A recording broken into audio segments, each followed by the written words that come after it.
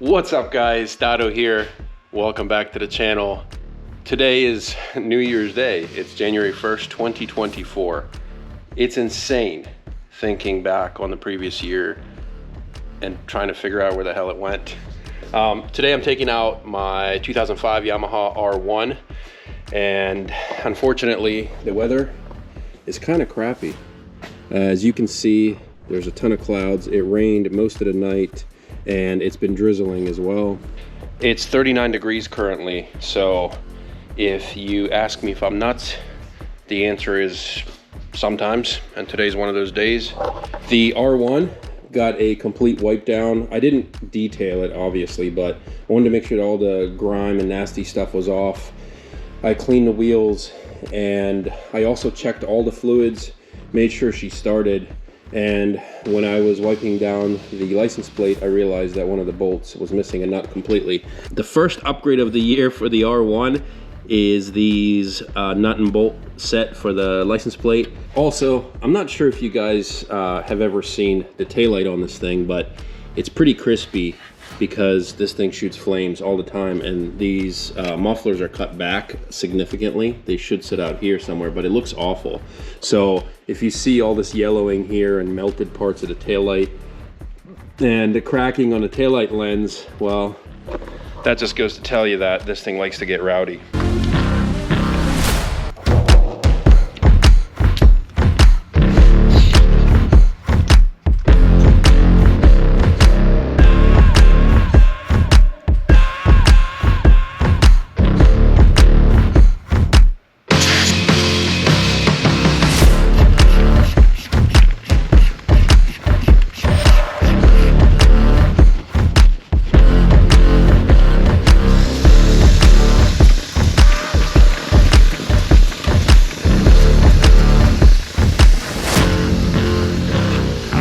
I think she's good to go. Everything is lubed, checked, and tires are aired up. So basically the last thing left is to fire it up. Now this is a cold start. Want to make sure that the bike runs and gets up to operating temperature before I take off on the road.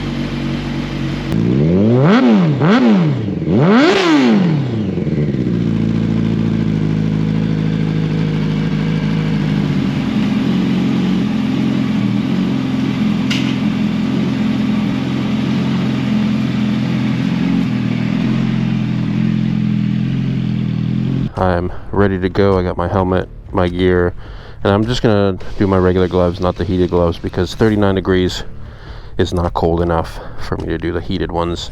The K75 did phenomenal for the Christmas Day ride this year. It was the first time I ever had this bike out on a Christmas Day ride, obviously because I just got it this year. And if you guys haven't checked that video out, go over there and watch it.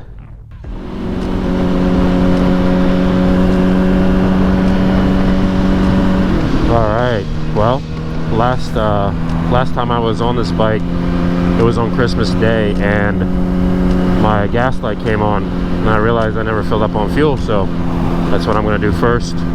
People are looking at me really weird, and I'm not really sure if it's because of the crappy weather, or I guess not many people ride in this type of weather this time of year, but it is what it is. This thing just wants to go. When the air is cold and really dense, this bike is nasty.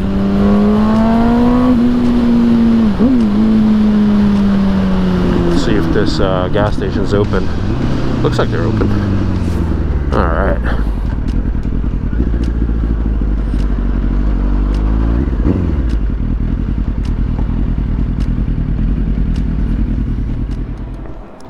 One thing that I should do is put a quick release fuel cap on this, because you got to pull the key out, put it in. It's just a pain.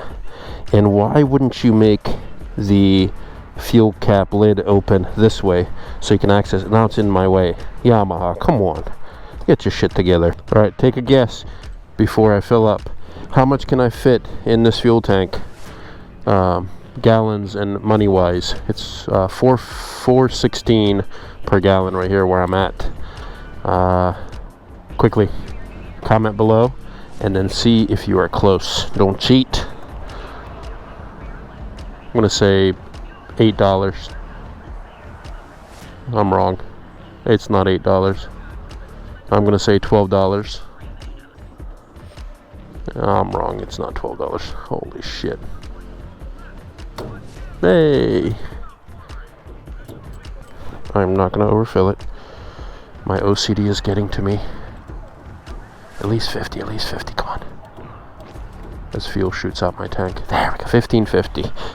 I kept reminding myself that I need to put some anti-fog on my shield. And that's one of the biggest pet peeves I have when I'm out on the road, especially when it's really cold out and my windscreen gets foggy. So I have it cracked up a little bit, and that's exactly why you guys are probably hearing a lot of noise from the wind.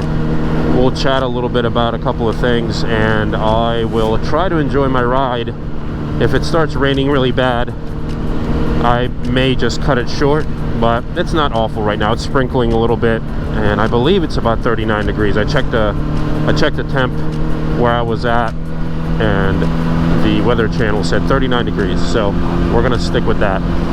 My tires are also cold still, so I don't plan on getting on it much, especially because the roads are wet, obviously, and I don't want any issues. This thing will break it loose very easily, and I don't want that.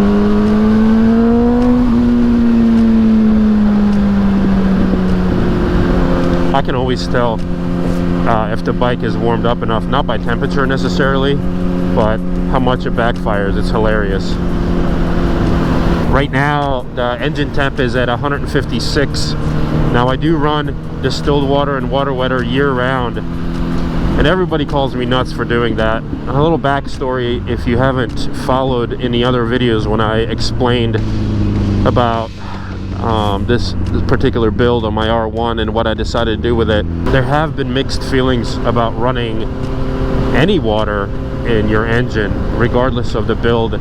And I don't want to say I debunked a lot of that, but there's a lot of machine heads and mechanics and riders who have done exactly that. And as long as you don't park your bike in an area where the wind chill is crazy or it gets below freezing, you're not going to have a single problem. Now, running water also means you have to be careful what kind of water you run. Distilled water is #1 choice. It has the least amount of essentially contaminants in the water, minerals and things that can really wreak havoc on internal metal parts. And you know, if you've ever seen calcium deposits and mineral deposits from water, imagine that on close tolerance moving parts like your water pump. You don't want that. Or your thermostat. Your thermostat can get stuck. And then, you know, the major thing is the freezing, obviously. When water freezes, it expands. Once you get to, you know, things like cylinder head and engine block, you know, it starts to create problems, because when water expands, it also expands everything around it, causing cracks, leaks, and other problems.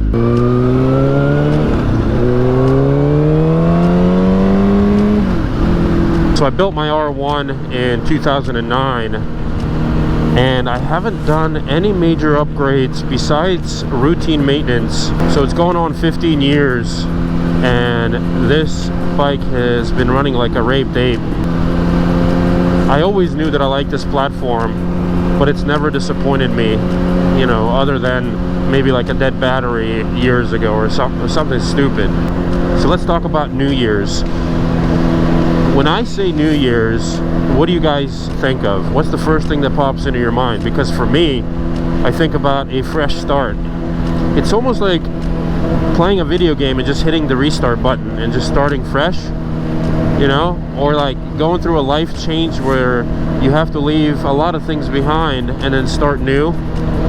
But you know, it's like we do this yearly reset where we set goals and we're super excited about doing things because it's the first of the year and we have so much to look forward to and so much to do and hold ourselves accountable. How many people actually stick to what they say they're going to do? It's a great motivational tool because it's a mind thing, you know? If you think that you can do it and you push yourself to do it, you're probably going to do it. Now imagine doing that any day of the week or any day of the year, you know? One of the greatest things that has helped me become successful and continue to be successful in life is the mindset of constantly improving. It doesn't matter if it's a skill set or a mindset or just how you approach certain things like problems in life, you know, or when something breaks or when things don't go the way that you would like them to go, you know, in life overall. You just have to approach it with a positive attitude and just figure it out, man.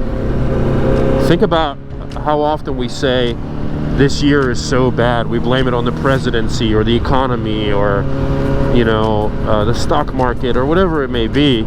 And then the next year, when it typically gets worse in ways, you know, we always say, wow, it's things are just keeps getting worse. But we all figure it out, don't we? We all figure out how to get through life. We manage things our own way, and we wake up the next day and do it again. Also, don't look at the negative things that happen to you as a detrimental thing. Learn from those things. Try to avoid those things happening to you again if possible, and then figure out the best solution and a way forward. If you dwell on the bad things that happen in life and you continue to think about them, you're literally manifesting other bad things to happen. At least that's how I look at it.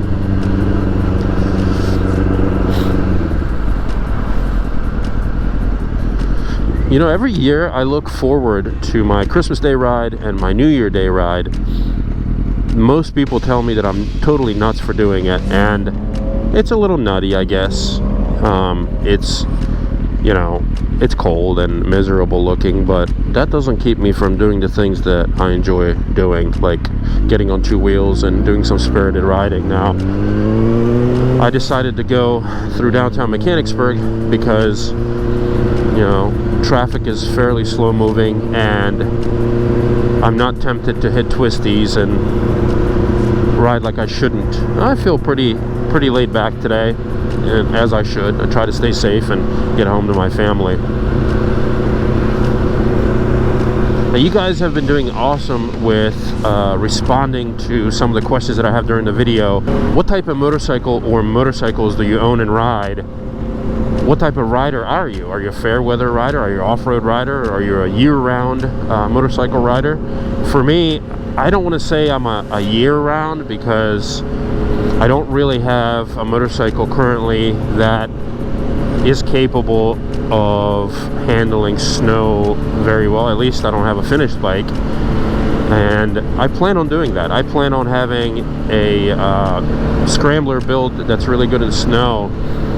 The only downfall of doing that is ice. It doesn't matter what type of vehicle you have, ice is always the problem.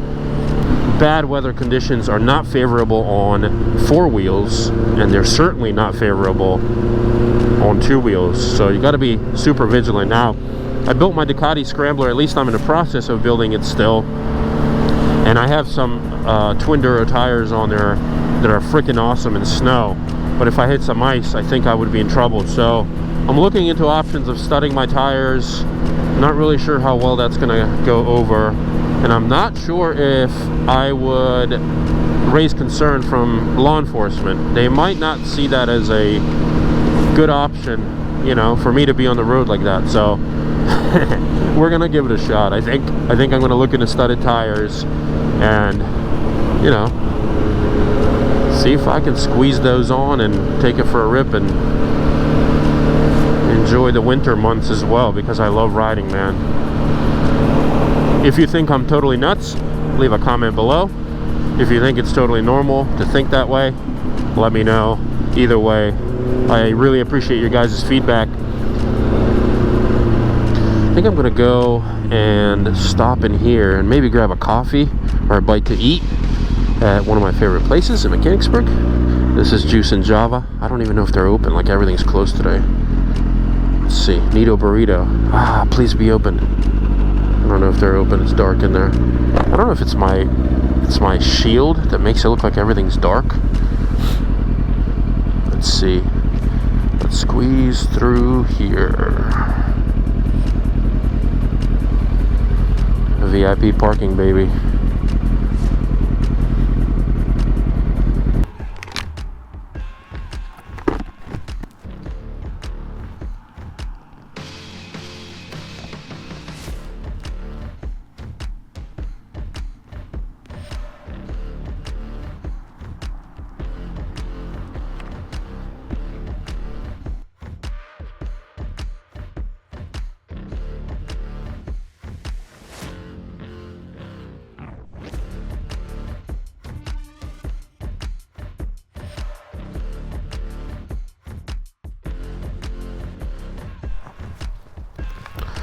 All right, that wrap was phenomenal. My coffee was great, and I even got a bunch of cookies for my nieces and nephews. Now, I don't have a way to carry them, so hopefully they will fit in my jacket and not fall out. So let's see. They're gonna be nice and warm when I get there.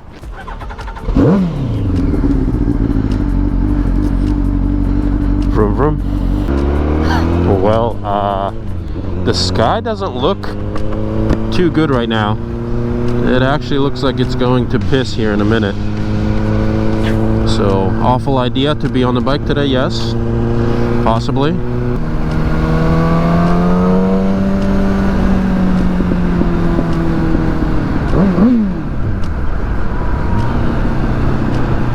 I gotta keep my windscreen cracked a little bit.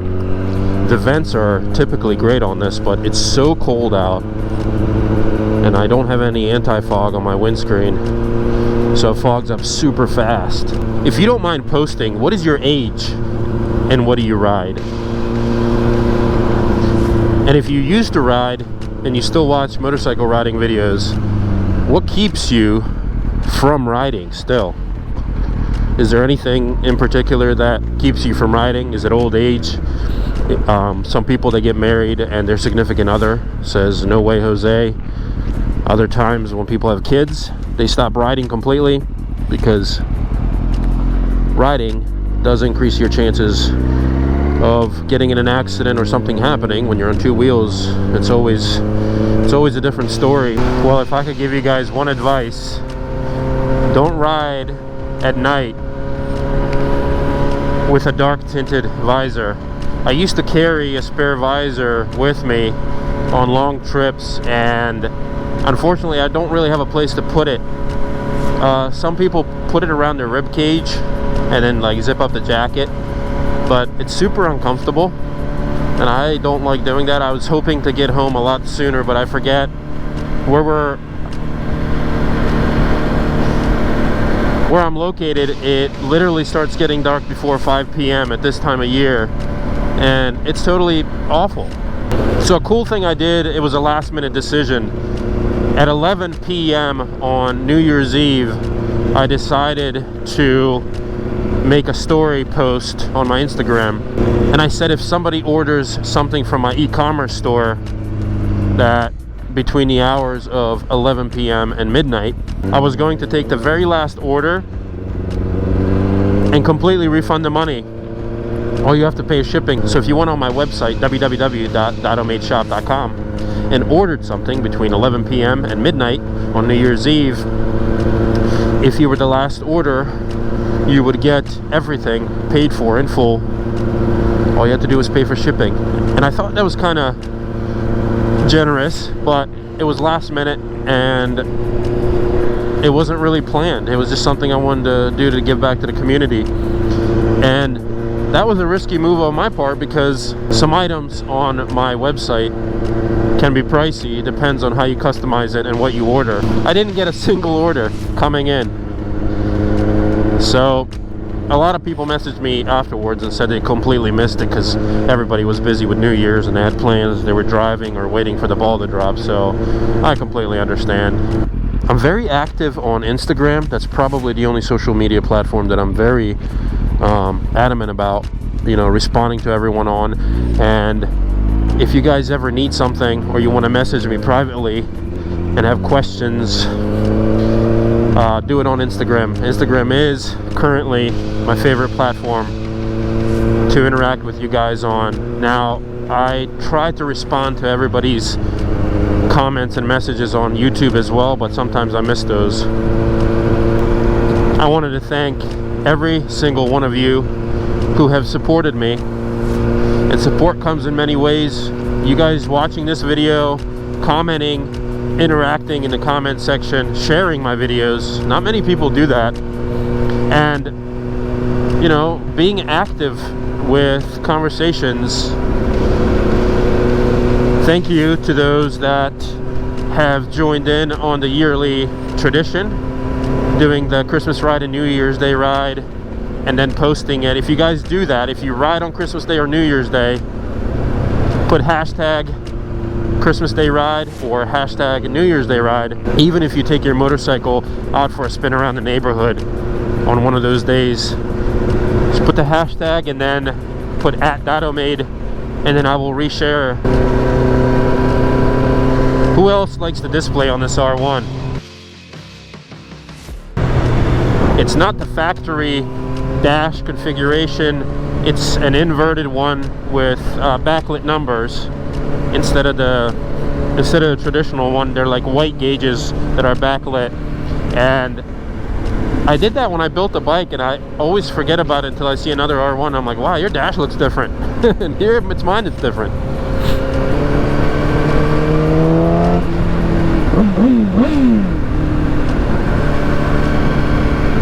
Alright, I think that's it for the video. Thank you guys so much for watching.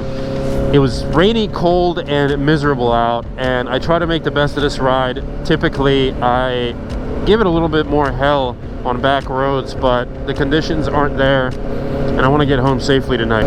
If you've made it to the ending, thank you so much. I truly appreciate your support. Literally, all you have to do is watch these videos and comment, and I will be a happy camper. Thank you so much for watching. For those of you who started following along with my tradition of the Christmas Day and New Year's Day rides, double thank you guys. Please post your videos and your experiences and tag me in it, because I love to see stuff like that. Until next time, peace.